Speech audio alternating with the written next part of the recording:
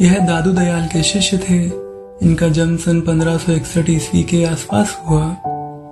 जब वे विवाह करने के लिए आमेर गए, जो पहले जयपुर राज्य की राजधानी थी, तब दादू जी भी वहां रहते थे। इनकी बारात बड़ी धूमधाम से चली आ रही थी। जब बारात दादू साहेब के आश्रम के समीप पहुंची, तब दादू जी ने वर को घोड़े पर चढ़ा हुआ देखकर कहा, रज्जब तय गज्जब किया, सिर पर बांधा मोर, आया था हरि भजन को, करे नरक की ठोर। रज्जब जी घोड़े से उतरकर दादू दयाल के पास बैठ गए। बारात भी ठहर गई। कुछ देर बाद बारातियों ने रज्जब जी से कहा, बस अब चलो, देर मत करो, फेरों का समय निकट आ गया है। रज्जब जी ने सिर से मोर उतार कर अपने छोटे भाई के सामने रख दिया और कहा कि जाओ, तुम फेरे कर लो, मैं अब विवाह नहीं करूंगा।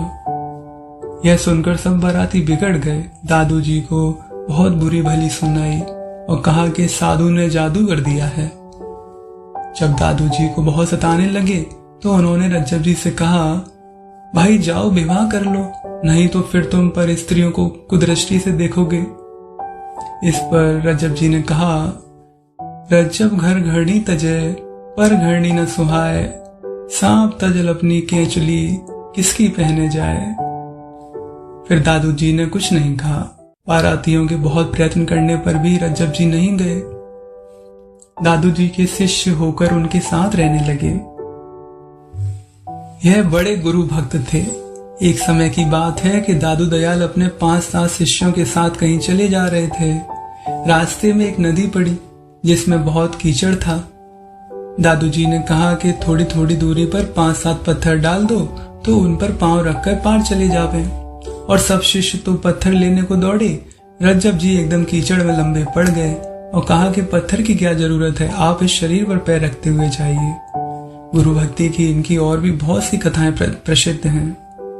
इनकी वाणी रज्जब वाणी नाम से प्रसिद्ध है, जिसकी संख्या 10,013 है और जिसमें साखी, पद, अरिल, कवित, सवैये इत्यादि सब कुछ है और 294 अंग या प्रकरण हैं।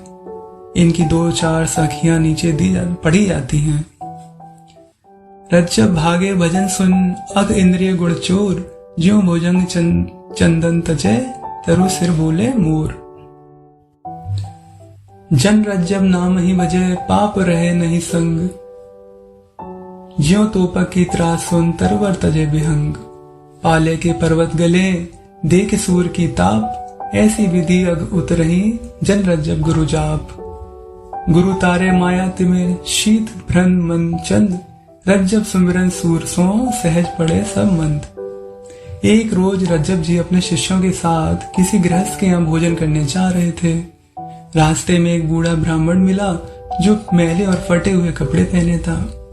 उसने रज्जब जी से कहा कि मैं भूखा हूँ। रज्जब जी ने कहा, आओ, भोजन करने ही तो जा रहे हैं। जब पंगत लगी तो साधुओं ने मैले और फटे हुए कपड़े पहने हुए ब्राह्मण को अपने पास नहीं बैठाया। यह बेचारा दूर जाकर बैठ गया। रज्जब जी ने यह देखकर विचार किया कि इन लोगों ने उसको दूर बैठाया है, कहीं उसको भोजन भी अच्छी तरह नहीं परोसा गया तो बेचारा भूखा रह जाएगा। रज्जब जी ने उसे अपने पास बैठा लिया। साधुओं को यह बात अच्छी नहीं लगी। वहां तो वह कुछ नहीं बोले, मगर रास्ते में रज्जब जी से कहा कि इसको पास बिठाकर क्या इसे गद्दी देने का विचार था, भोजन तो वह वहीं कर लेता।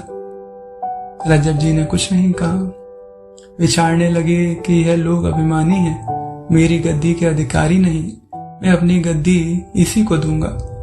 जब इनके शिष्य इधर उधर हुए तब गद्दी इसी ब्राह्मण को दे दी।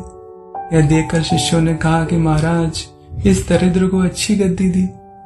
यह सुनकर रज्जब जी ने ऐसा विचार करके कि धन से अभिमान हो जाता है और भजन नहीं बनता, अपनी गद्दी को शाप दे दिया कि इस पर बैठने वाले दरिद्र ही रहेंगे। कहानी अगर पसंद आई हो तो वीडियो को लाइक करें, दोस्तों के साथ शेयर करें, चैनल को सब्सक्राइब करें ताकि आगे आने वाली कहानियों से आप